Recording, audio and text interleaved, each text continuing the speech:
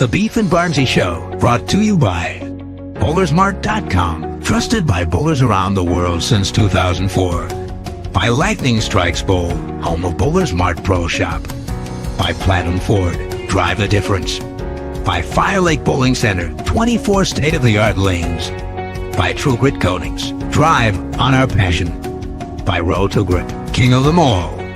By 900 Global, striking worldwide. Hey, good morning, and welcome finally to the Beef and Barnzy Show. StreamYard threw a curveball at me this morning. I swear it wasn't my fault or my internet, so we had to set up a new stream real quick. We are getting it all set up here and off and running.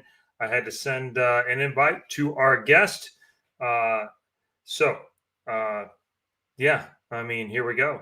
So, here we go. This is what happens.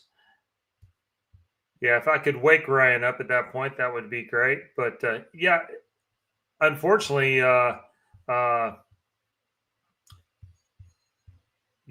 used to have an office with a dedicated setup, and now I have a co-office with a gaming setup.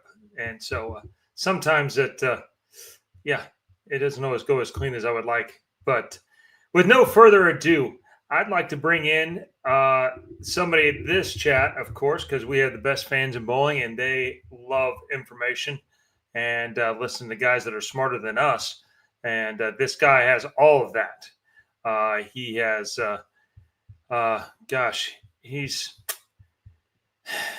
what hasn't he done? He's bowled for Team USA. He's got dozens of gold medals. He has, he's probably the best. Well, I don't think he probably is. He's the best lane man, and certainly the best bowler that's a lane man. And he beats us all in a regular week on the PBA 50 tour. And one of the nicest guys that I know in bowling. Please welcome to the show, John Janaicz. What's going on, JJ? Hey, not much. Just back to work. Senior tour's over, and just got done doing Asian youth in Malaysia. Just got back Friday, so now yesterday was actually my first kind of official day back in the office. So just kind of trying to get everything organized and caught up. So. Yeah, well, and here we go. We got all kinds of guys in the chat today. Says hi, Eli. Hi, Terry Metzner. There's Terry. Yeah, trip for Pat's in the house. Okay, yeah. Trip for Pat. There you go. Yeah. Yep. There you go. Finally, some intelligence on this show. Yeah, intelligence on the show. Yeah, he's probably coming on in a half hour. Yeah. What are you thinking as a Gremlin as a replacement to the UC2? We're getting started off. Yeah. Honestly, it feels stronger to me. Not to make it sound, I'm liking the UC2 better so far. I just think the Gremlin, for me, it just feels the cover's stronger. It's got the same kind of shape. It's still kind of a rounder shape, but it just it feels a little earlier to me, just because I feel like the cover's just stronger more than anything. I want to drill I drilled it just like I drilled my UC2. Basically a 5.5-inch pin, 65 by 5.5 by 35, and I think I want to try a pin down one just to see. Maybe that might make it not quite as quick and not quite as early. So, personally, I put surface on mine. It's the cover feels like it's super long, but the core is there's a lot of core, and so it makes it a little bit. Let's fight against each other just a little bit. Deuce, Pete Dohan, the Deuce is in the chat. Yeah, there he is. My favorite ball review guys. All right. Just cheer for the I don't orange chocolate apricots, just so you know. Yeah, so I've heard I'm loaded and ready to go here. So that's a unique one. That's a combination you don't hear every day. No, it's I'm definitely all for the unique. There's no doubt about that. So I think you've got the chocolate covered potato chips here behind me as well too. Because you always got to got to keep those in the on deck circle, just in case. That's the go-to. That's yeah. Yeah. You've had those, so Yeah, that's you know what I'm talking about. I'll have those in Reno too. So, hello, teammate. And speaking of, here in a month, we will all be and likewise, representing- Miss Linda. Mm-hmm. We'll be representing the senior team on for the World Championships, all the way in beautiful Reno, Nevada. Yeah, and Mm-hmm. And it is one of the best places in the world, I think, to compete. It's a great venue from that standpoint for sure. Absolutely. And my ball roll's pretty good there too. So I guess I'm a little biased too. So yeah, to be fair, it seems to everywhere. So I'm not sure. We've really narrowed that one down a whole lot. Is there an answer in lane patterns that would deter the use of urethane, especially where there's no 78 hardness rule? Deter the use of urethane? Well, I've had this question asked a lot in recent years, and I don't think there's really any magic solution. I mean, like I remember helping design that pattern for the Texas Ironman, and I think we went 53 feet, and yeah, urethane will still looked really good. I'm just seeing more and more people throwing it on longer patterns. I just think you've kind of got, especially a lot of the younger kids. I mean, I think you've got a generation of kids now that have really just learned how to throw those balls, and they've learned how to adjust to them. And no, I don't think there's any magic solution. It seems like the longer you go, seems to not promote it as much. Obviously, if you put a lot of oil, to the outside near the gutter, you force everybody in, it tends to not be as good. I think if you get too much oil down the lane and you get a lot more hook up front, it tends to not be as good. The problem is if you do all of those, then there's out of bounds to the right. The ball doesn't slow down in the back, which means now you got to get closer to head pin. And now everybody starts at 20, and then the ball return becomes a problem. So all you did was you traded off one thing for another. So yeah, like I said, yeah, you can. However, it's not going to be all sunshine and rainbows if you're trying to, allow all different styles to play and balance left, right, and you don't want people in front of the ball return. And yeah, I don't think there's a magic solution. I think I kind of tell people too, it's just trying to find that magic pattern, same things like trying to find that magic ball. Just show me that one ball that gives me hold, swing, and carry. Yeah. Yeah, the rev rates do make control balls better options. I mean, control balls have always been an option, and guys that can use tricks and play further to the right with them with less rev rate can still use them. But I read Belmo's post, and I felt like that was I felt like it was disingenuous and a little bit disrespectful to the guys that we've had trying, because when tournaments turn out to be 95%, at times over in Europe, and that definitely seems like it's definitely much more of an issue there. I mean, it's everywhere, but it seems like it's way more of an issue there. It seems like, especially in recent years. Yeah, and some of the 78 rule probably helps that some. I guess there's apparently going to be a USBC announcement today, tomorrow, but somewhere in the near future. Thought maybe even this morning, but if that happens while we're on, you guys may find out before we do. But let us know, and we'll throw it up here and have a chat about it. But yeah, I think when you start really when pattern development, how much of that is centered around urethane? How much of that goes into what you're trying to do? I mean, nowadays, like when I get the chance to test patterns, I bring urethane ball. I'll bring a urethane ball now just to kind of see, because as you know, there are just some times where, being able to read the front of the lane as opposed to, reading the mid lane and near the end of the pattern is just way easier. It just the pattern can look so much easier. So I think you have to, I mean, from my aspect, I have to look at that.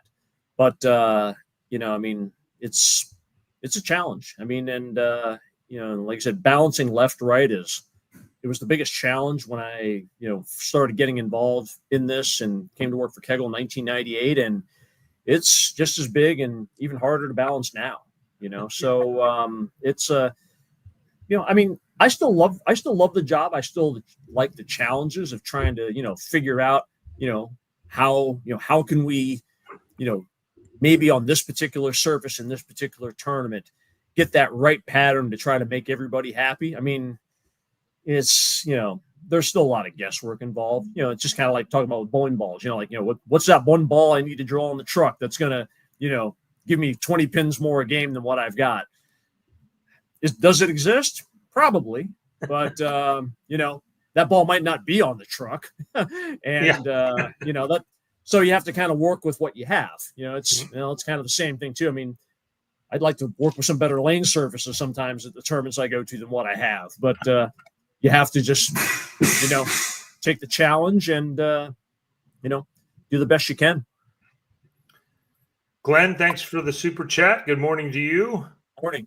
A regular here. And Mills Dude, thank you. Also using MV Tour and Physics Blackout and League. And you are talking to the right guy, because here's a guy who can throw anything as a non-sponsored independent, one of the few in the game these days.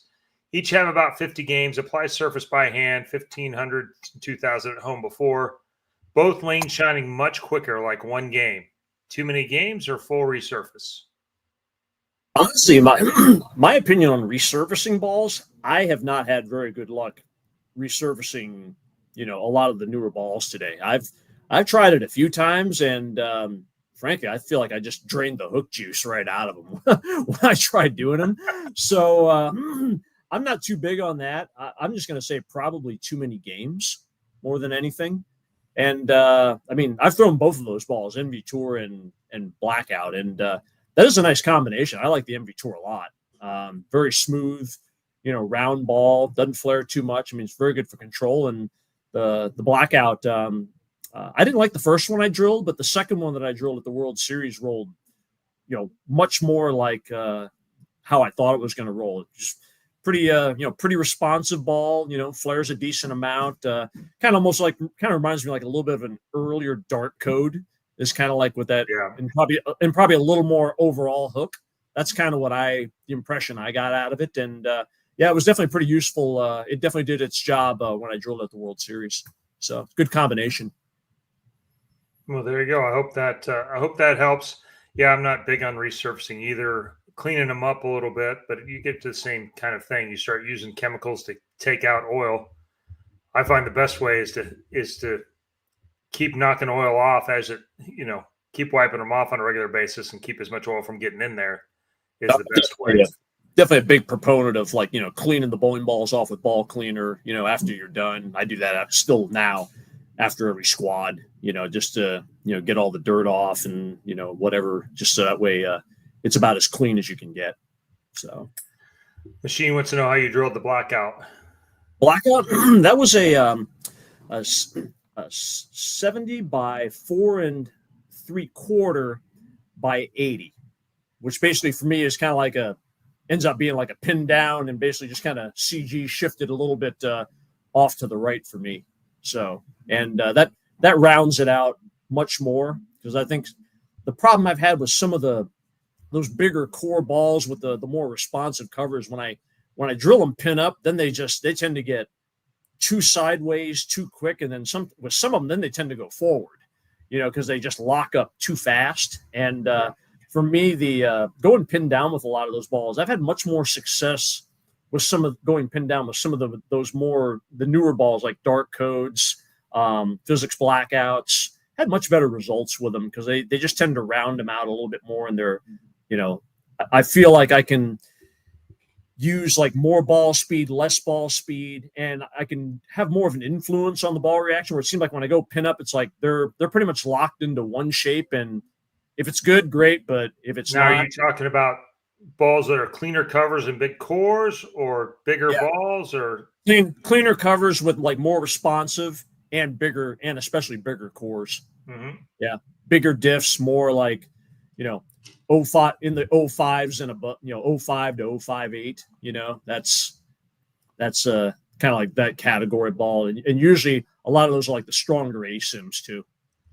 So, well, I'm going to get back to yours, Daniel, because it's a great question. But this one's humorous because oldest ball you use that's still in your bag. EPX. I saw it a couple of last month. Yeah, EPX. I actually drilled a fresh action. You know, that didn't see as much play. That I definitely learned that cover's kind of weak. But yeah, I had a really good 2005 arsenal going there for a couple of those tournaments. But no, the EPX is probably the oldest ball that actually still will see some play, you know, off and on though. What do you see, non-chemistry version, but what do you see the difference between those balls in 2005 and 2025? Like as far as the EPX go, I think that cover is still just as strong as you know, some of the bigger, slower covers that's being used today. I mean, that ball really slows down a lot in the front. Now, as far as like the action went, it just has a hard time getting traction down the lane. It's like you can kind of, you know, it's still flared. I drilled that one, same thing, like 70 by 4.5 by 80. So it's, you know, pinned down a little bit stronger, and it flared 4 or 5 inches. But it's like you can see the core migrating, but like it's just not slowing down. Yeah. So you know, that's the big thing that I notice is, you know, just it's like you should kind of like to call it, you know, the footprint just isn't big enough for the types of oils and the volumes kind of we're using today. And how much has oil changed since 2005? I mean, it's definitely gotten, you know, we've definitely improved on the chemistry to make it more durable. Now, as far as like you know, being able to, with the balls today, being able to actually penetrate through, I think it's a little better now, but still, I think you know, it's still easy for, you know, a lot of the newer balls, especially if you put surface on them to cut through, you know, even 30 plus mils of our conditioners now. So. Yeah. Let's see. This is always interesting because I do feel like once you can kind of find out what a lame person's goals are, that it you know, they can help you make adjustments to what they do. But so JJ, when designing patterns, how do you determine if you were successful? How many smiles, how many kick ball returns, you know, righties, lefties, styles, what determines what criteria to use? The first thing I look at is balancing left to right. You know, Okay. if I can get that number to where, and that's really hard with urethane, I think. Yeah. I mean, it's hard with urethane, and also, I mean, too, you know, depending on whose lens you're looking through, you know, top 24, how many is too many? Is it 6? Is it 8? Or how many is too few? You know, is it 2? You know, I mean, that's kind of you know, up for you know, kind of up. You know, that's kind of in the eye of the beholder. Subjectively, are you just a number of entries guy, or do you look at, hey, you know, Jesper, Jacob, Graham Farr here. We have 3 killers here. When you're dealing with quality, you know, I definitely like to look at, you know, how is the quality and the talent of the left, is it comparable to the right? Because, you know, there are some tournaments where it's definitely not comparable to the right. And I've done some tournaments where it's it's much better than the talent that's on the right.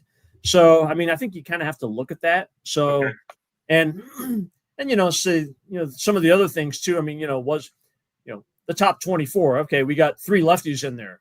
I mean, that's not 3 or 4 lefties. That's not a bad number. But if they're 1 through 4, that's probably not going to look quite as good. So, you know, but you know, a lot of times the hardest thing in lane maintenance is, and what I think a lot of people don't understand is, you know, how small, when you're at the elite level, how small of a tweak here and there, can be the difference between, like, say, just taking a 24, top 24 in the U.S. Open example, getting 8 versus getting 1. I mean, that amount on one side versus the other, I mean, it's not much. I mean, when you're dealing with the elite players, 2-2, is it one board? Is it 2.0 to 2.2? What can you put a number on it, or? Honestly, not really.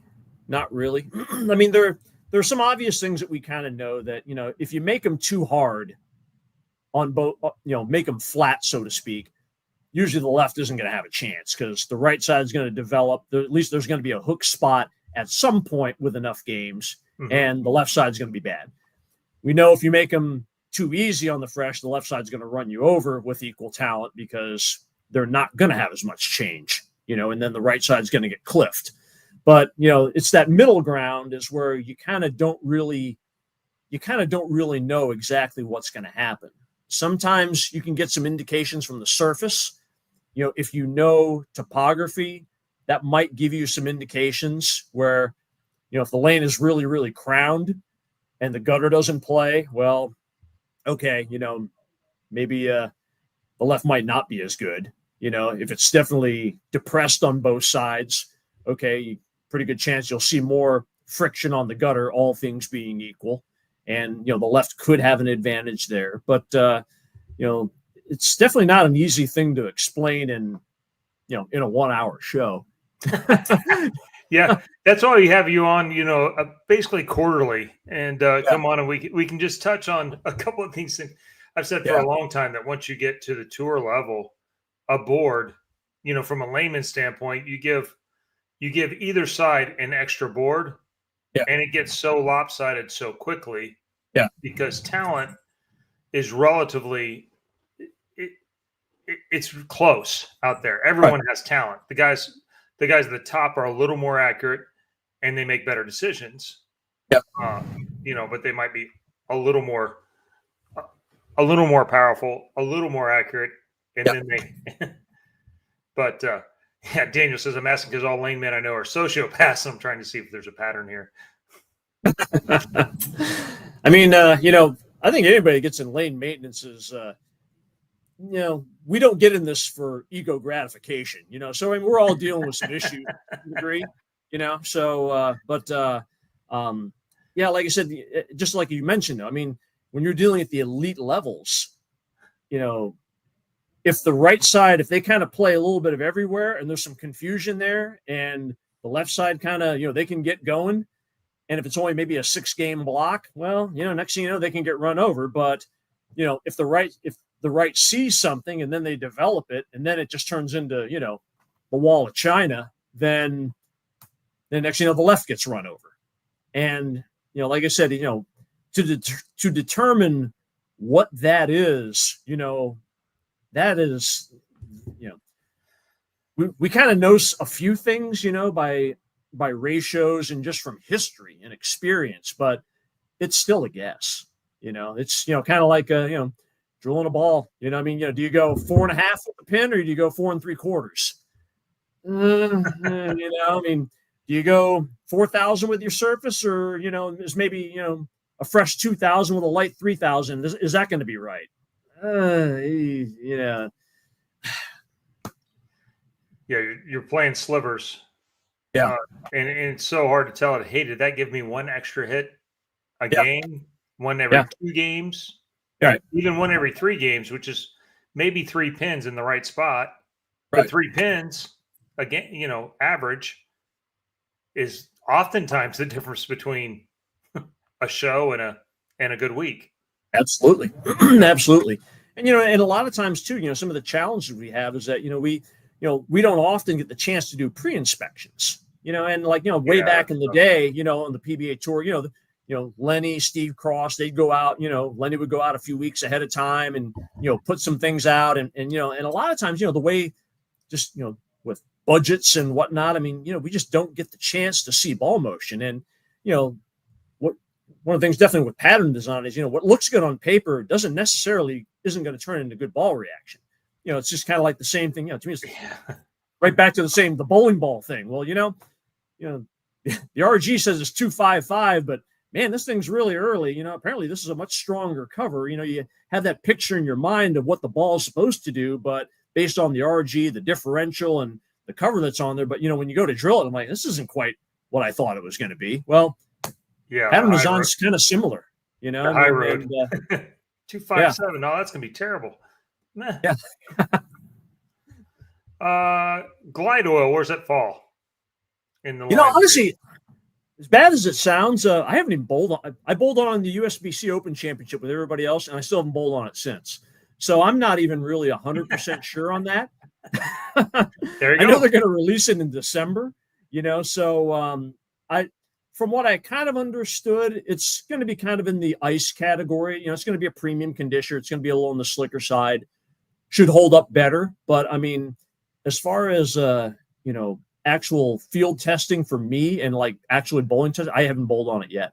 So that, not knowing what we bowled on it, I certainly didn't feel like the lane blew up anything crazy. Doubles and singles, there was some friction. There's some earlier friction to the right, and then the front did blow up because you kind of piled on top of each other a little bit. But once you moved inside of that with the speed bump, they were plenty tight. The great Jill Winters joining us today too. But hi Jill. What's a good way to get started in the lane maintenance world? For me, bulletproof vest. yeah, Kevlar. Yeah, that's pretty much how you get started. Yeah. Hey, by the way, thanks, Maddie. I appreciate it. For me, John Davis. The late John Davis, when he was, when he had the building in Sebring and he was building lane machines there, he was holding these tournaments called the Option. And once a month, 10-game sweeper, total pins. And, he did this to experiment a lot, with different conditioners. Since he made lane machines, he was putting different patterns out with those machines, testing different lane machines. So, I got to know him through that. And I had some decent success in his tournaments. And I got to know him, because of, the success I had. I bowled pretty well. And I got involved that way. And he kind of backdoored me into working the USBC Open Championships and getting experience there. And then from there, John Davis hired me, on to there. But, as far as, in the lane maintenance world, I mean, to me, I think just trying to get in with your local bowling center and, maybe just try to shadow, the lane man there. I mean, because I kind of started that way too. And, at Shore Lanes, Merritt Island. And, the proprietor, Skip Hintz, I got to know him and, because I was working as a mechanic at the time. And, one of the reasons also I got involved in this was I was one of the, the pin chasers, and the head mechanic had quit. And they needed somebody to, learn how to use the lane machine. And ironically, we had an original sanction machine, and I got on the phone with Kegel, and who was on the other line? John Davis himself. And he showed me, yeah, I know. It was funny. He showed me exactly how to program the original sanction machine. So I started to learn that way. And, that's kind of where it started. And then, then I started bowling as tournaments and it went from there. But, I would probably say if you're going to get started in the lane maintenance world, start with your local bowling center. And, if they can, if you have good relations with them, maybe, you can start experimenting with different patterns there, or even just for that matter, bowling on different patterns, even if you're not putting them out there, if you know what you're bowling on and the lane surface there is going to be a constant, the lane machine is going to be a constant. If you kind of you'll start seeing, trends as to like, okay, when you start getting above this ratio at this distance, they start getting pretty easy. When you start getting at that same distance, start getting 5-1 or 4-1, maybe it's a little bit harder. And then, you kind of start learning at the local level. I tell people that, this is such a challenging job for what we do because, we have to, try to, go on the fly, go to these tournaments, sometimes these bowling centers we've never been to before, and we've got to design a pattern that's going to create equity between different styles, left, right, and get the scoring pace right. A lot of times, most people, they can't even get their house pattern right in their own bowling center half the time. So I mean, just that is a challenge, in itself, trying to, keep your league bowlers happy.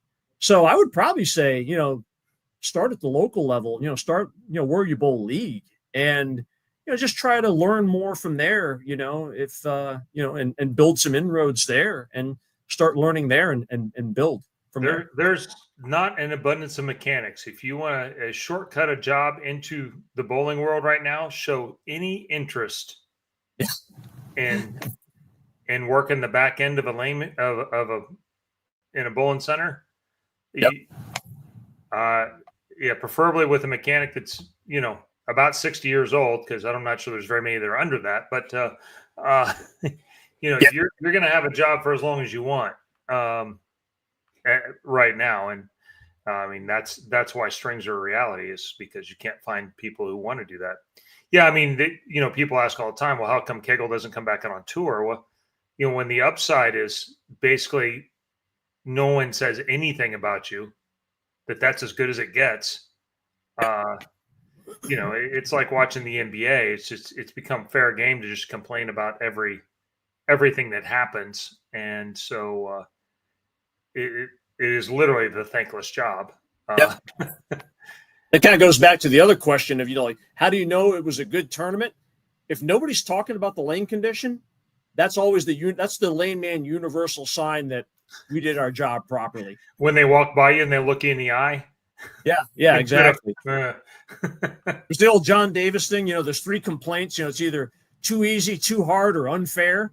Well, I always like to joke that, if we can just do 2 of those 3 and get, or only get 1 of those 3, it's not bad. It's when you get 2 of those 3, that's when you probably didn't do a great job. When it's unfair and they're too easy, that's Yeah, I wouldn't even take it that far. It's just the unfair part, because scoring pace I didn't really care about. I always thought higher scores were more stressful as a player, because I felt like at my best, I wasn't going to miss my target that much. And so it was all about making the right ball choices. And you didn't get a lot of clues, because lots of balls will hit the pocket when they're easy. Oh, yeah. But once you identified the scoring pace, it just changes your decisions a little bit. They didn't really care if they're high, didn't really care if they're low. It was just more important to figure out what it was. Right. And that's why we bowled Longview last weekend. It's 3-game double elimination. And those tournaments were critical in that, because you went from hard to easy to high scoring back to nearly impossible at 2 a.m. I mean, you saw everything the same day. Right. And 1,400 might be the right number. 1,150 might also be the right number. Yeah. Oh, yeah. Yeah. And so Chuck Ritchie asked a super important question. Hot fudge sundae or banana split? Hot fudge sundae. Yeah, by far. So banana splits are okay. That's not my favorite. But yeah, hot fudge sundae, I'll take that every time. Yeah. I know we got a couple of them down here. I had to come back up and grab that one. Here we go. User, blah, blah, blah, blah. Do you guys think they should release the patterns for nationals before this tournament starts? I mean, just myself personally, I know in the late John Davis, we always liked being transparent, because I just felt like, it's the best way to give everybody a chance, because lane maintenance has always had a bad stigma about, we're hiding certain things or whatnot, like hiding, changing, blah, blah, blah. Yeah. Because I mean, our job is done before the bowlers get there. I mean, they don't often, unless it's a real tournament, they don't often see us doing our job. So, when they come in the morning, everything's done, and, if they're radically different from one day to the next, now the conspiracy theories start flying, So, I mean, I just think, if, in those regards, because, of the stigma that lane maintenance has gotten in the past, and even though, there's been a lot of people that were really good and that were very forthcoming and honest, there's definitely some pretty good stories of people that, that did play games. So in those regards, I like the transparency part more than anything. I mean, spend a lot of time researching, and so it's better for me so that I feel like to know. But I do feel like when guys have to travel halfway across the country with 6 balls, it seems fair to have some idea what you're walking into. Yeah. I don't know that you looked at doubles and singles pattern. You looked at that pattern and went, "Oh yeah, now I can definitely throw this or that." Even looking at it backwards, some of the things that I saw made some sense. Yeah. But I got far more by having friends that lived in Baton Rouge. And they came out and they watched, and then they reported back to, our team. Yep. That's part of the reason why, but the guys that are networked are always going to have more information. So I feel like it's actually best for everyone to just have the information. It's also good for the people that are bowling those first couple weeks too, because they're the ones that definitely are the guinea pigs on that one.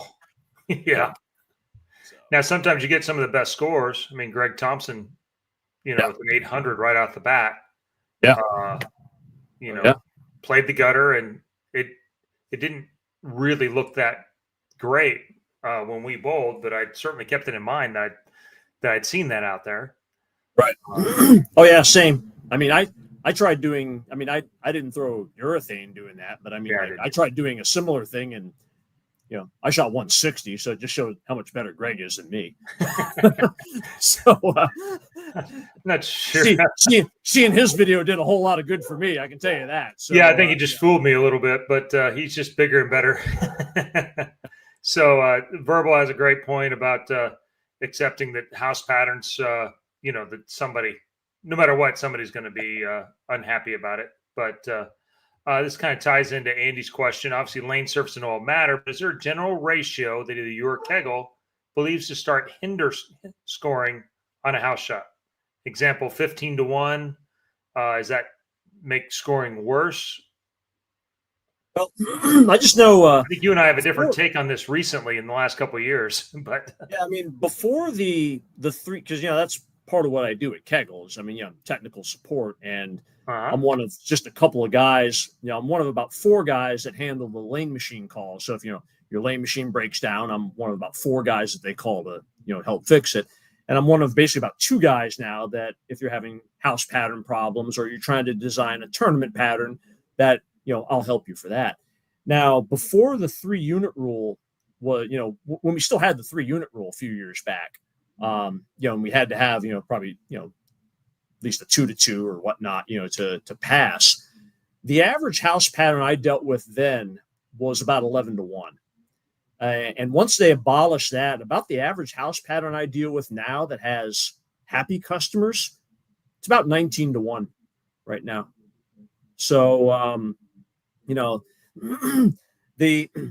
as far as the top hats, I mean, the one thing though we definitely see more so now, and I've seen that more in recent years, is you can have the big ratios, but I think you need to have the reverse loads a little bit wider than the loads that are going forward.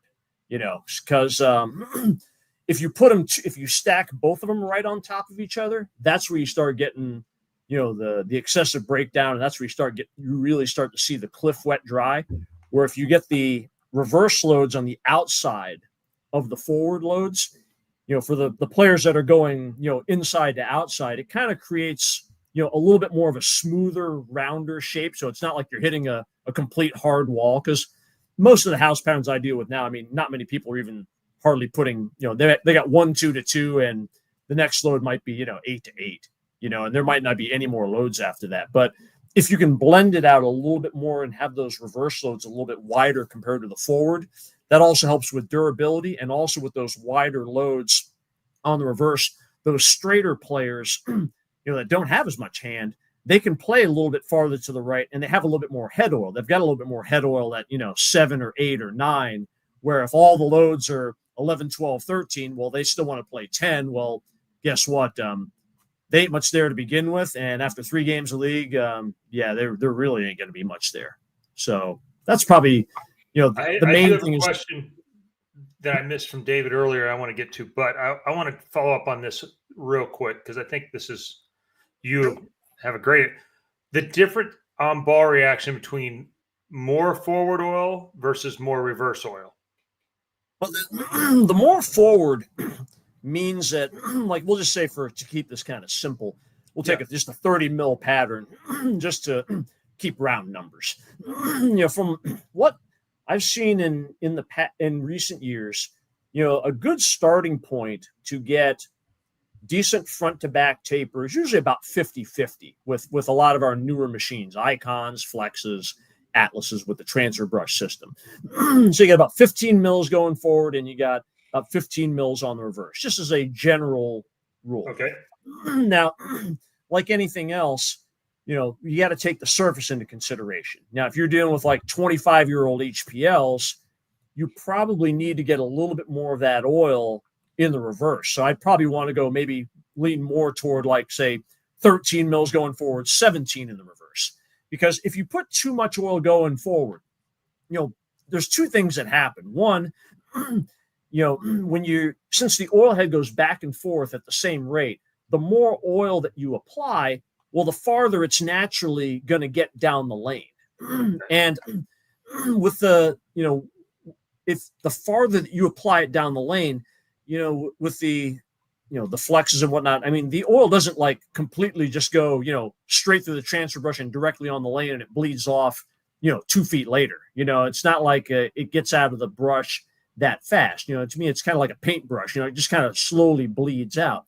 Well, if you put too much of that oil going forward, you're going to be applying it, say, in a 43-foot pattern. Now your applied oil starts getting 33 feet down the lane.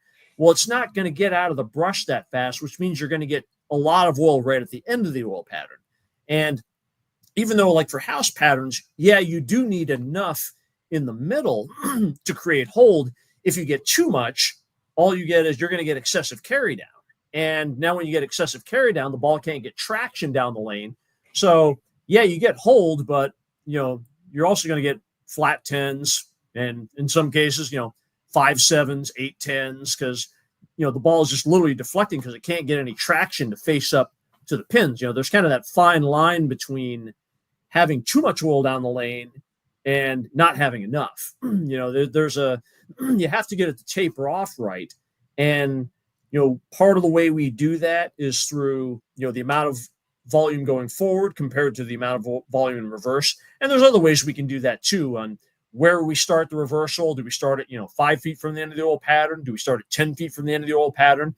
And like with some of the machines, like the Flexes with the upgraded buffer, variable buff, and the Atlas Pros, we can also change the speed of the buffer brush as well too. We can actually go slower. So if we use like medium or slow buff, where your normal buff speed is at 500 RPMs, well, the slow buff in our machines, the medium is at 200 RPM and then the slow is at 100. So if you're slowing the buffer brush down, now you're getting less brush strokes per square inch. So now you're going to get less, at the end of the oil pattern, you get it to taper off. So you can now get traction down the lane. And that's where a lot of your pin. So when you slow the buffer brush down, you're saying it gets it out. Yeah, you'll get less oil because there's less. It's spinning slower. There's less brush strokes per square inch. Where if you're spinning it at 500, you're bleeding it off at a much faster rate. Okay. So, like I said, you're going to tend to get a little bit more. You're going to get more oil near the end of the oil pattern at 500 compared to if you run it at 200 or 100. But like I said, not all the lane machines have that option. That's only in the Atlas Pros, Flexes with the variable buff upgrade, and actually the old sanctioned standard elites, you had that option too. For the guys that are really into it, you've seen some patterns lately where they really slowed the machine down, and I don't know if they did the buffer as well, but they slowed the machine down a ton and up and down and created bumps and some very unique things. And I think again, it's some of the extreme answers to try and mitigate urethane a little bit. I mean, it's, the way I kind of look at it is, you've got, when a bowler goes out, they've got all kinds of different options. You see it on tour, they got starting the practice on the fresh, like some guys are throwing urethane between 5 and 10. Some guys are trying to throw a big ball from 15 to 5. You got some guys that are throwing low diff balls, maybe. You got a lot of different kind of science experiments trying to figure out what's the best way to figure this out. Well, with lane men, they all have some different ways of what they think is the best way to figure it out. Some stuff I don't agree with, but I guess when it comes right down to it, if you get the scoring pace the way you want to, and you get the left right balanced the way, and if you can find a way to get squad equity, which that's a whole other deal there, but if you can balance all that with a crazy pattern, well, then it was a success. Now, just like anything else, if you try running that exact same pattern, put that lane machine in a pickup truck, go to the bowling center down the road, it might be a complete unmitigated disaster. So, it's, you have to kind of do with whatever the lane surface gives you. And, like I said, to me, it's up to, us to try to figure out what is the best way to create, what the tournament director, what the PBA, whoever it may be, whatever that they want to see. It's kind of our job to paint that picture. And, when you're dealing with different lanemen, they have different theories of the best way to paint that picture. And, what's right and what's wrong. Well, it kind of goes back to, I guess, if nobody's talking about the lane pattern, yeah, it's probably a good job, at least for that week. Insanity and bravery often are dictated by the result. So, David, thank you for your patience. I'm sorry I did miss this one earlier. As someone who's trying to get good at bowling on sports shots and having fun with it, what's the best way to learn how to read lanes? Because I can't. As far as sports shots, to me, I think we have kind of similar theories on this. I think you have to kind of find where the friction is, and I just kind of start as far right as possible, and figure out, okay, if I throw a shot right up 5 and, I use one of my strongest bowling balls and it hits the 610 in the face, I probably need to start going a little farther west. And, you just kind of figure out, okay, where is that area down the lane? Where is the friction near the end of the oil pattern? And once you kind of figure out where that zone is, whether it's like, between 4 and 7, whether it's between 8 and 11, wherever it is, then from there, I just look at, what's the best way to get there? Is it straighter at that point, or is it using more angle to that point? Which one kind of gives you more mistake area? And, to me, if they both give you the same amount of mistake area, then I tend to go straighter, especially if it's, it's a little bit harder, just because of the fact that, with transition, you never really know what's going to happen with transition. Sometimes, you get to some lane patterns and surfaces where, next thing you know, the oil carries down really fast. You're going to go to some places that the front of the lane is going to hook a whole lot. Next thing you know, you go to the next bowling center, the mid lane is going to blow up a lot. You never really know exactly what's going to happen. So I think the more boards you're crossing, you're more susceptible to seeing a lot of that, potential crap. So, but, I just tend to go look at, which angle makes it easier to hit the pocket. Once you kind of figure out, where if there's any out of bounds, where is that at? You get a little bit kind of inside of that. And okay, now I need to shoot it to that 3 or 4 board area. What's the best way to get there? With more angle, deeper, or with straighter angles and balls that allow you to play straighter. I was over on, let's see, we have one more, I think, super chat, and I want to get to that too. I hope. Conceptually, how would you give a tour variety of oil patterns? Like if I was doing lanes on tour, I think you just have to vary it up quite a bit more than anything. You got to get a lot of different distances, maybe get one in the 50s, get some in the high 40s, then you get, your mediums between 30, nowadays medium is probably more like 40 to 43 now, it seems like, this day and age, but then you want to get some in the 34, 35, 36 range. And I think you got to try to vary the scoring paces a little bit, the best you can, through ratios. Having them strike a lot, a week here and there, I don't think that's a bad thing. To me, that's a skill. I've always been very jealous of people that had that ability, like to bowl a 10 gamer and go 600 over.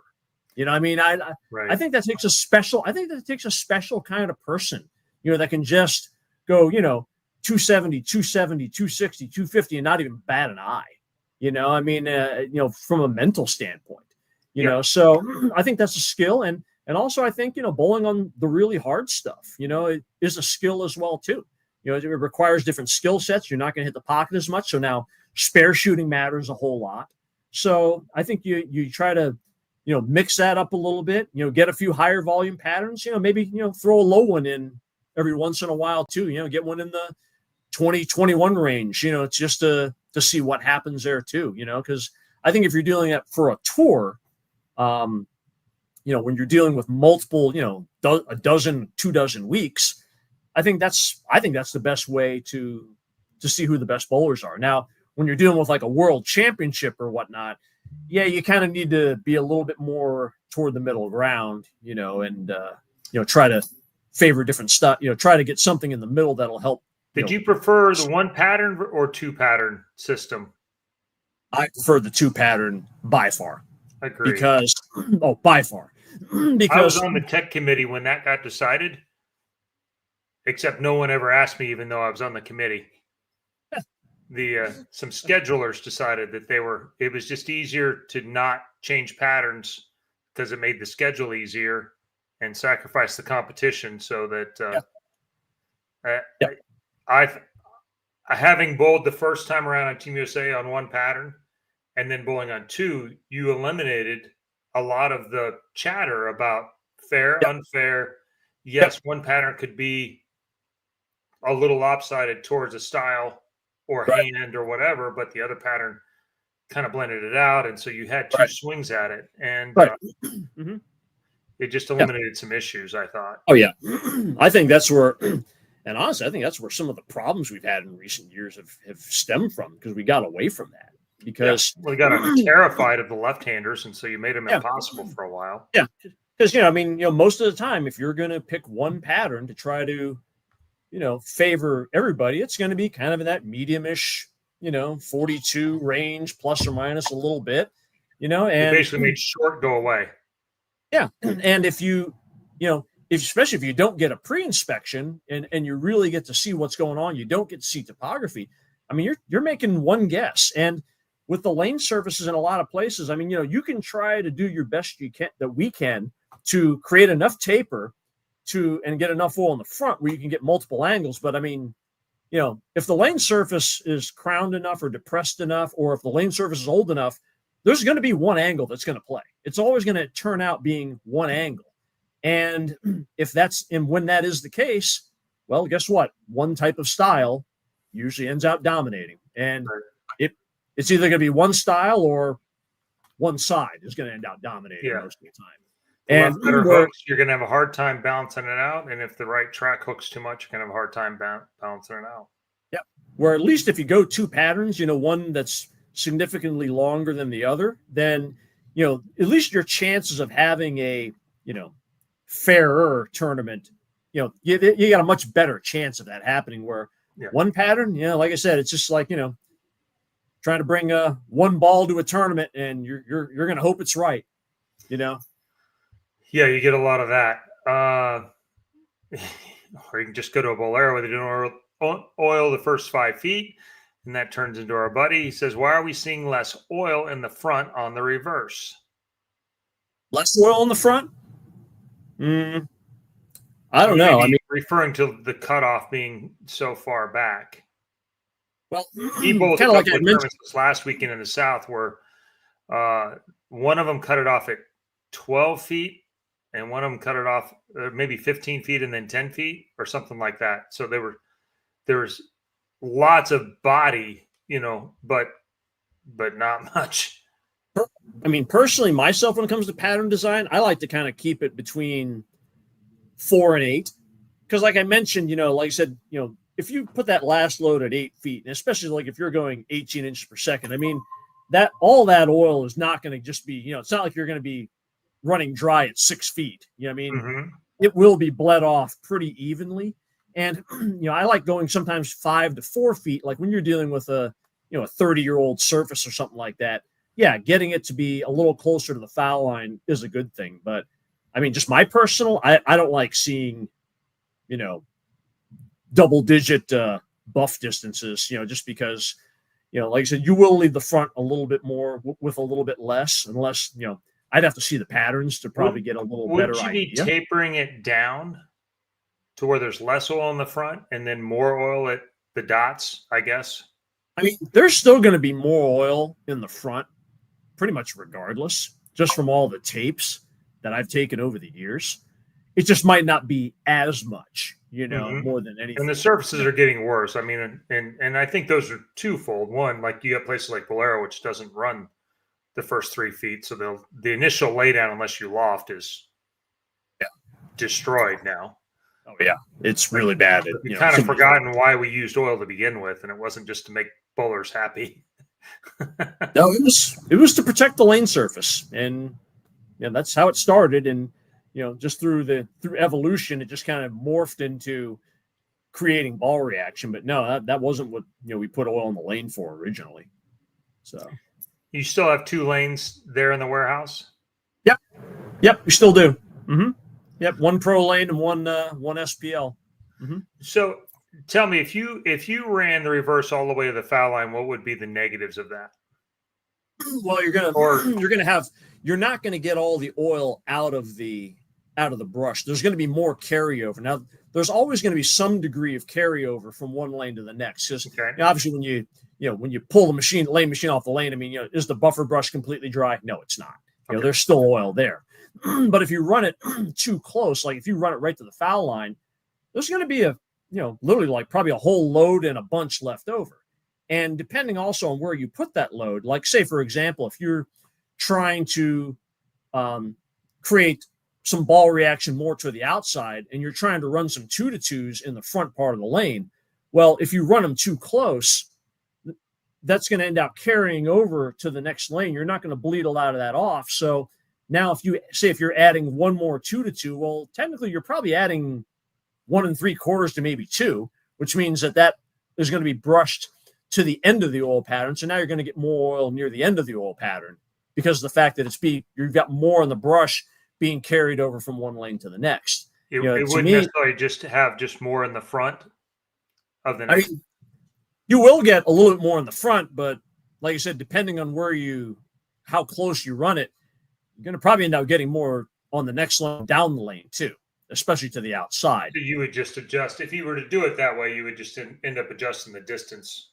and maybe how many, either less 2-2s on the front or if you had 2-2s on the back.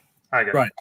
Yeah. He says that's why I always like the 4 to 8 feet, depending on the lane surface. I think that's good enough to be able to bleed as much of that oil, out of that 30 mils. You want to try to bleed as much as that. You don't want a lot of carryover from lane to lane to lane. So, as someone, I think, and it's certainly an amateur opinion, but I feel like there is way more hook in the front now than there was 5, 6, 7 years ago. And some of that surface, some of that's bowling balls, some of that's a lot of factors. And as somebody that doesn't loft it, particularly much, I feel that a lot. And some of that could just be the field is, especially on the regular tours, just higher rev rate. But I wondered if that's an option or something to really just as a way to load it up, because it doesn't get down as fast as it used to get down. And then we're pulling it off before. And so we're taping it. It just feels like it goes up as we go through the front of the lane sometimes. But again, that could be a feeling, environmental. It could just be skill variation on my side. I mean, it's definitely not one thing. It's definitely not all just pattern. I mean, because goodness knows I've done enough, go to some bowling centers that have had their lanes in 30 years and okay, I've run some patterns that had 35, just testing, 35 mils, and you put 22 in the reverse, and the first ball you throw still hooks early. I'm like, well, that's not a lane pattern problem. I've done that enough times too, or when we used to pull tapes, and you get some times where you get hundreds, and at 8 feet, you get 100 units, 110 units, and the And ball, the fret topography is crushed, and so the ball is just going downhill when you play out. And well, that's part of it too. When you're dealing with a lot of these old surfaces, you've got not just the scratching in the front part, but we've all seen that the front of the lane gets dished this way. yeah, sunset, And especially. it's just because of 30 years of that laydown area, balls just pounding and pounding and pounding the middle of the lane. And, because the foundation under, the synthetic is hard, but, what it's screwed down to is wood.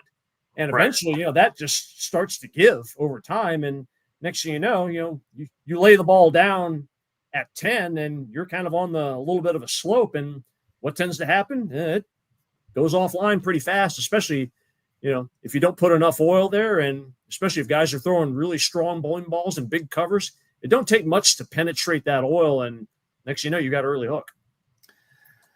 This is not a quick question, but I guess as efficiently as you can. The mics has come up a couple of times. Can you explain IPS versus buffer speed versus mics? I think Ryan brought up mics too. Yeah. With the IPS is your inches per second speed. So since the oil head goes back and forth at a constant rate, the slower you run the lane machine, the more opportunity that you have to put down more loads of oil in a given area.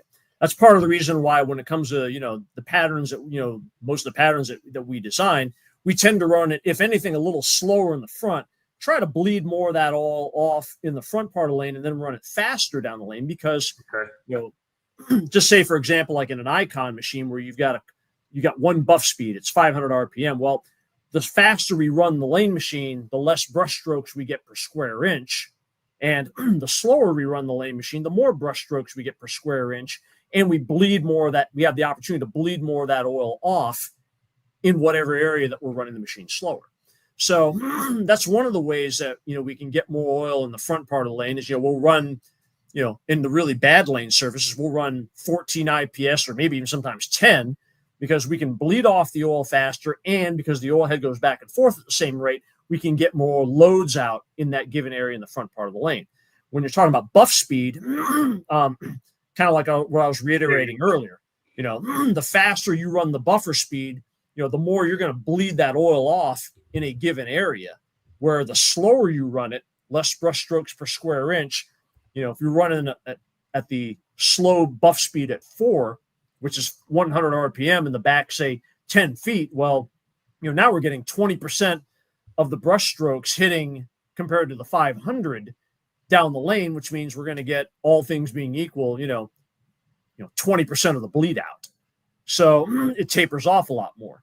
So, which is good. Like, you get some of these bowling centers, the original pro lane that's older where it's pretty tight down the lane.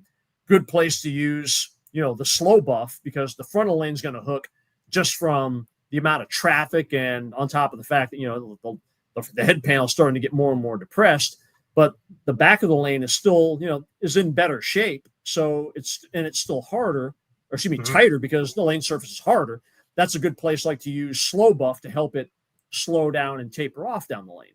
And then the mic stream, with the flexes and the atlases, we've got the ability to, and actually same thing even with the Ion Pros, the old the Walker Sports, we've got the ability to change through a stepper drive the size of that line of oil, because the machine applies lines of oil, what we like to call loads, and we can control, what board that those loads or lines of oil start and stop on. We talk about, 2 to 2, one line of oil from 2 board on the left to 2 board on the right. Well, those lines are measured in microliters, and basically that's what it is. 50 microliters per board is the standard setting. Well, if we program it where we can actually ramp it up and run it to 60 microliters, well, now the bead of oil is larger. So now we're going to get more volume in those particular areas where, if we run it slower, we can run it, I think, all the way down to like 25, microliters, per board.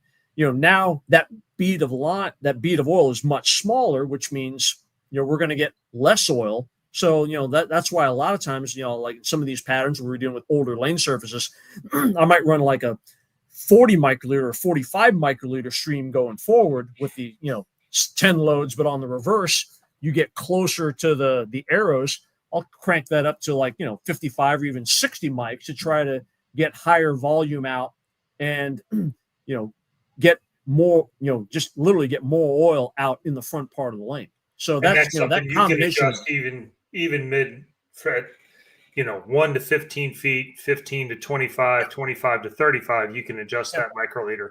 Yep. We can run, like say, 40 mic in the, the first 5 loads, and then, we can crank it up to 45, and then we can kind of get it up to 55. And, like I said, we can just kind of slowly get it to where you've got a lower amount near the end, and you just kind of start making those lines of oil bigger. And the bigger the line of oil, the more volume you're getting out. And especially when you combine that with, the 500 RPM buff speed, and then running the machine slower to give the opportunity to bleed out more of that oil. That's how we can control the front to back taper. Couple of super chats. Martin, appreciate the super chat. Rev dominant, no thumb. Tournament bags, no urethane.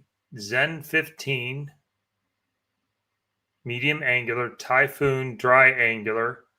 IQ Tour, dry control. What would be the last 3? Boy, oh boy. I mean, I'd probably want a urethane ball if you're pretty rev dominant, for the last 3. Yeah, assuming it's not out of play here in a day. Yeah, that is true. Yeah, that is true. I'm still a big fan, even though you're rev dominant. I'm a big fan of having like one of those bigger ASIM, big cover balls, slower cover balls, but bring it up to 4,000, even put some polish on it, just because, sometimes you can get it to bleed off enough in the front part of the lane where you've got control down the lane. I still like one ball like that, even though you're rev dominant. That's kind of my opinion. And as far as others, I mean, the Zen 15, or I'm not sure about the 50. I know the 25 is kind of a little bit more angular. Typhoon is definitely a higher RG, really angular. Cleaner. Yep, definitely much more angular. And then the IQ is kind of in the middle. I'd probably say phase 2, maybe kind of like in that range. So he's got another bag with only urethane. Oh, okay. Maybe if you like, I'm sorry, that's the wrong one. We'll get back to Carlton's in a second, but this Cove is really smooth. And so if you're rev dominant enough, this is a ball, depending on what happens the next day or two, I will probably not order at all. I would not get another one, or I'll have 2 on the way in a couple of days, trying to look for urethane type shapes in reactive balls, because it is really smooth. And so that you are in the small demographic to where that ball is, I think, could be super useful. That is the ball I do want to try at some point in time too, just to kind of see, because they do look very, very smooth. Ryan and Stu, and then our local pro shop guy Josh, who's a big-handed guy too, have all polished it and all shot 800 with it. So I have yet to throw a 3-bagger with it, but it does. For the higher rev rate guys, I think that is a really control ball that gives you some options down there. Tour Dynamics, if you can find an older one of those. Maybe like same thing. Like you can find an old Exponent. That probably wouldn't be a bad one either. I would. Yeah, it's a little cleaner, but it still gives you some of that cleaner than an IQ Tour, longer than an IQ Tour. Those kind of balls are really. That one got pretty popular at the end of last year, especially on something that's a little bit hard. Thanks for the super chat. Carlton says, JJ, thanks for letting me pick your brain. And both you guys are true professionals. See you guys soon. Go PBA 50. We didn't really get a chance to talk about Carlton. You winning another PBA 50 player of the year and just making it look easy and simple. I don't know, man. I just guess everybody just kind of fell into a slump the last week, I guess. I don't know. That might be the only thing I can think of. I don't know. You did take a little time off and let us catch up there for a second, and then just kidding. It was a good way to end the year. Yeah, it was a good week, that's for sure. There's a best way to describe it. That, and also, I mean, I bowled pretty good in that bowling center last year when we went short. Yeah. So I think my ball roll's pretty good in that building in general. So. Yeah, that one's. Yeah, I remember the year before, and I remember how mine rolled as well. So, and we both had repeat performances. So, JJ, do you like drawing funny shapes while designing patterns like hashtags, punctuation symbols, shapes, etc.?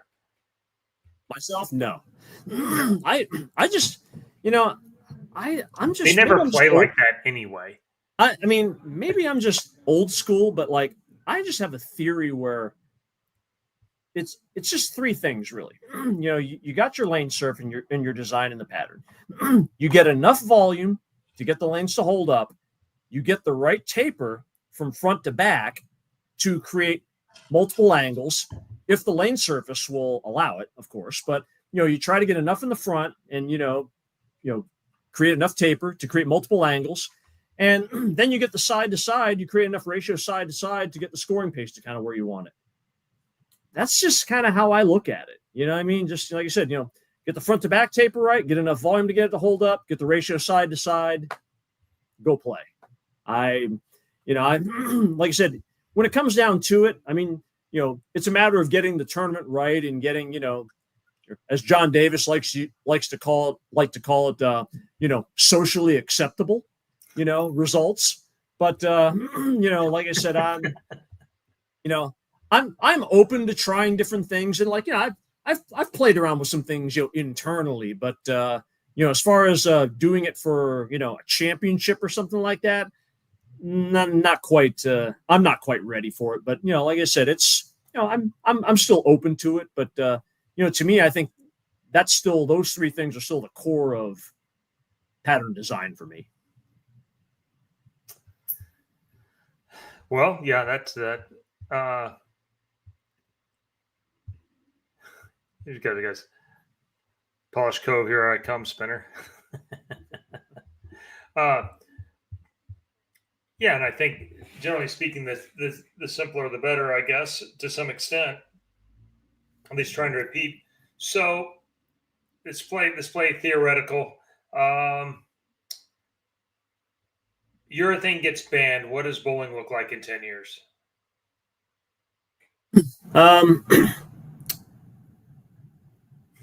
I would say probably like that for you. Get used to being in front of the ball return a lot more. That's kind of how that's the first thing that comes to mind, because we can try to put more oil in the lane, but I don't know. I just, that's, the way I kind of look at it is, I look at history. And, when I first started doing tournaments, say, in the European Bowling Tour in, the late 90s, the average pattern that we dealt with was about 20 mils, for these multi-squad tournaments where we get 6 games, 4 in a pair, it was 20 mils, and now that number is pushing 30. And are we any closer now to balancing left, right? Are we any closer now to squad equity? Are we any closer now to, making pair to pair be a little bit closer? No. So I just kind of looking at history. I don't think using too much more volume is going to make things better. But as a result, with the way the game has kind of evolved, rev rate is continuing to get higher, which means they're going to be pulling more oil off the lane. And if urethane's gone, that was kind of the one thing, like I mentioned before, that, from a layman standpoint, urethane was good because now the ball return became less of an issue because you get too much oil down the lane. Guys just can't continue to chase it and keep shooting at it, at full speed. They got to stay back to the outside a little longer, if anything. But, I just see, ball speed's going to need to get higher and, get used to standing in front of the ball return. Do you see more pattern development like what the Masters was in Detroit, where you put, even though it's out of bounds, but it's a different out of bounds. It's friction out of bounds. And longer patterns. Yeah. I mean, longer, I can definitely see longer. I mean, I could definitely see patterns creeping into the 50s more and more, just because of the fact that, we have to find some way to be able to keep bowlers to the right, just because And then- the and then build some lane is only friction to the right. 41. The lane is only 41 inches long, 41 Right. and a quarter inches wide. We only have so much real estate to work with, so I mean, we got to find a way to keep them to the outside, if anything, or at least as long as possible. Now, like I said, how we're going to do that, like I said, probably, I don't know if we need to go to all patterns in that direction, but I mean, I think things like that to some degree kind of need to be sprinkled in, I mean, because The that's average pattern distance might go from the short pattern may become 40 feet, or I guess, well, you can put short out because it does keep you to the right, but Yeah. 43 feet being the shark, and that seemed to be could be so slick at the time where you couldn't hook it from the right at all, to now it seems like we have 48 feet and you can still hook it from the right. It's kind of, it's kind of like what I tell other bowlers, I mean, like, you design a pattern, and it seems okay for a while until the equipment gets better and bowlers get smarter and they figure it out. I mean, like you're on Team USA there when they were running the WTBA patterns. I mean, originally Mexico City was one of the hardest patterns when it first came out, right. by far. Mm-hmm. And toward the end of that life cycle there, it turned into one of the easiest. At team trials, I remember when it was at the Orleans, it was like China, So, I mean, what happened? Bowlers figured it out. They got smarter, and and the equipment got better. Well, I think, like anything else, I mean, we can run pattern designs like this for a little while, but like anything else, history's going to show bowlers are going to get better. They're going to figure it out, and we're right back to, Yeah. Oil absorption rates also went way up. I mean, balls, obviously, I think I qualified for the Pan Am games in, I don't know, maybe 2011-ish or so. And I was still using a pulse at the ITRC. And it hooked about as much as everything else did. It just had a little less flare. Right. And then a couple of years later, it did not hook as much as everything else anymore. Yeah. And, it wasn't so much that the oils had changed that much. It was that all the other balls did. And so where you got pushed to changed. And so I do think the plasticizers, the oil absorption, that kind of stuff really bumped up. And if we do go away from urethane, I think that's one of the things that does have to be revisited, is we're going to have to get a little more in control of how much gets sucked off the lane by the balls. I mean, I have no doubt. Would be useful too to cut that down as well. But I mean, there's no doubt in my mind that the covers in general have just continued to get stronger and stronger, and the footprints are getting bigger and bigger. So I mean, it's just creating a challenge, and I think that's where when you talk about early hook, I mean, and not get enough oil in the front. I mean, I think that is being overlooked a lot, of how big the footprint is in relation to especially a 25-year-old HPL, a 30, a 20-year-old, pro lane. It doesn't take a whole lot, to penetrate through that oil. And then, next thing you've got a lot of cover touching a lane surface. And next thing you know, it's early hook, especially with the rev rates, that a lot of the kids, have today. This question's about local bolero, and they don't oil the first 2.5 feet or whatever. But I think this is a great question in general, because you've got some of the most tools of any player on the planet. But what do you do in the front hooks like this? Loft, balls, drillings. What's your go-to? I tend to like loft a lot, and I think that's kind of one of the skills that, in my opinion, I think it's kind of coming back, or at least I know for me. It seemed like when resin came out initially, and we still had a lot more wood lanes, loft and hitting up on it was pretty bad, because the ball went sideways down the lane, and that just magnified it. But now, with the amount of volumes you've got, and especially sometimes where you get some of these patterns where, and combined with the lane surfaces where it does feel like they're pretty tight down the lane, I think loft is one of those ways to get it to shape down the lane. And I definitely use that off and on tour, kind of manage that, because to me, it's, you'll notice also, and that when you get to a certain point of the block, there's one angle that you probably need to play, and especially the more cliff they tend to get, you probably need to get a little straighter. And, the only way to, at least for me with my ball roll, to keep it in that little slot is you just got to throw it over the burn in the front. And I don't know enough about the physics behind it, but it seems like, whether it's because I hit up on it more or whatnot, but whenever I loft it, I always seem to get a little bit more down lane motion. So, that's kind of the other way I'll, try to get a little bit more down lane sometimes is, just, move another one left and just put a little air under it. Well, I think good loft versus bad loft, and, bad loft where it's just up in the air and then just immediately digs in when it hits, versus Mika is probably the best of our era of a planed loft that actually kind of goes in and skids. He's skipping rocks and really making the lane shorter. I am organically getting a little bit better at a little bit of loft, but I don't nearly approach what you guys do. At a high enough level, the 6 foot, 8 foot loft, where you really clear that first. Lots of times that almost the first panel, get over the dots and the most beat up of the surface, and topography. And I think, and kind of going back to like what the question here is, about certain balls, I think I've always felt that, when the front of the lane hooks a lot more in relation to the back, or at least, from, what you feel that the front of the lane hooks a lot more compared to the back, I think you need to keep your angles a little bit more straighter anyway. I don't think you can cross as many boards. So I think probably balls that flare a little less, or if anything, bigger balls that are definitely drilled weaker to where you can keep the ball on line easier. I think if you do that combined with a little bit of loft, I think that's kind of the best way to overcome early hook in the front. Well, and John's one of the best in the world at taking a slow ball and then adding polish to it to mitigate that front. It sometimes the shiny balls are super responsive to the friction in the front too. And so while you think it skids through there, it actually almost can make the problem worse if that friction extends long enough, 6-8 feet in the front, then it will actually bleed off and make it worse.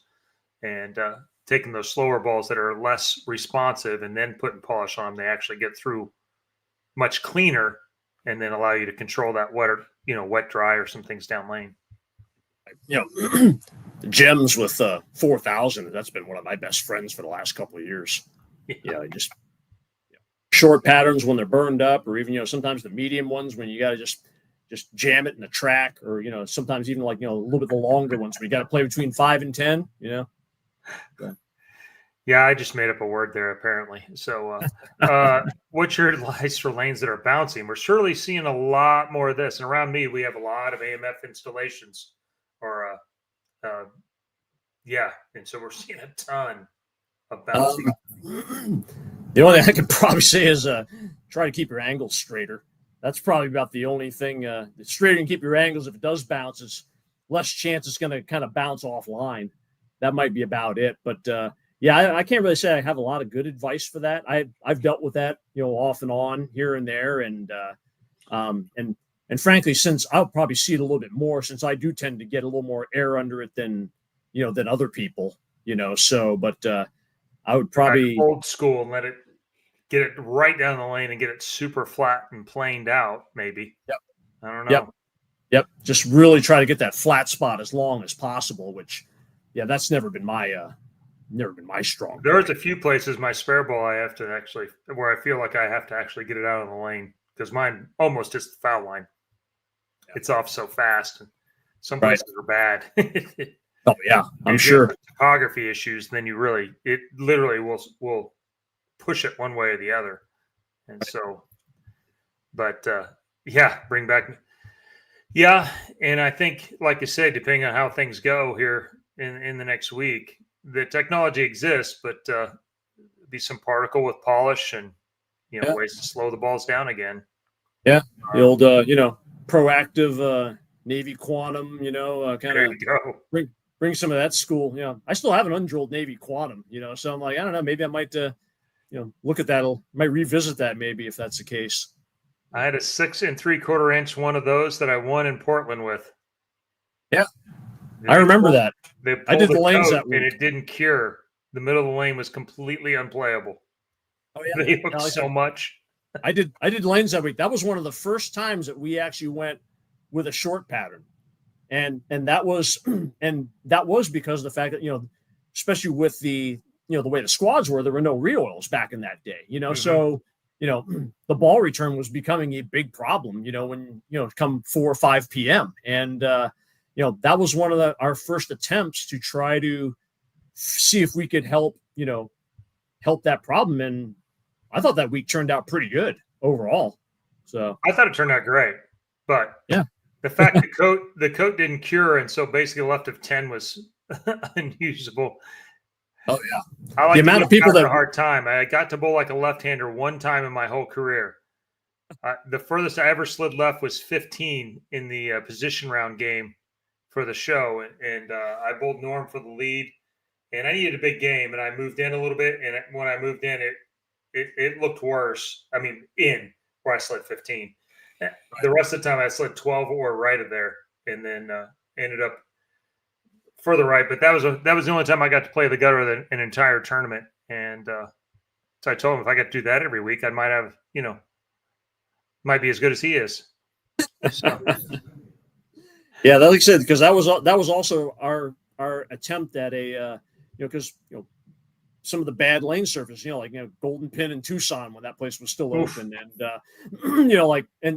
back then there was more wood centers that we went to, and they weren't exactly freshly recoated either and freshly resurfaced, and that's where we had trouble getting the lanes to hold up because back then we had some patterns that were 40 something mils, they were in the upper 30s back in the the late 90s because of the formats, and I'm like we got to find a better way, and then that was one of our initial tests, and next thing you know, it literally just turned into PBA E, and then evolved into the Cheetah. Yeah. Hey, we have kept you on here for a really long time. I know I told you an hour, and it's never an hour when you're around because everybody wants to dig into this.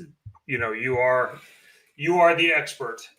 No one has a better, more well-rounded opinion of how to build those patterns and then how to play them and all the tools that go with it. So I appreciate you spending some time, and I can't wait till the next time so I can learn some more too. Yeah, like I said, it's always great being on here. I'm not beef, but I guess I'm probably more plant-based, I guess. But vegan and Barnzy today, we said. So yeah, I'm definitely not a beef substitute, so I'm beef substitute is basically what I am.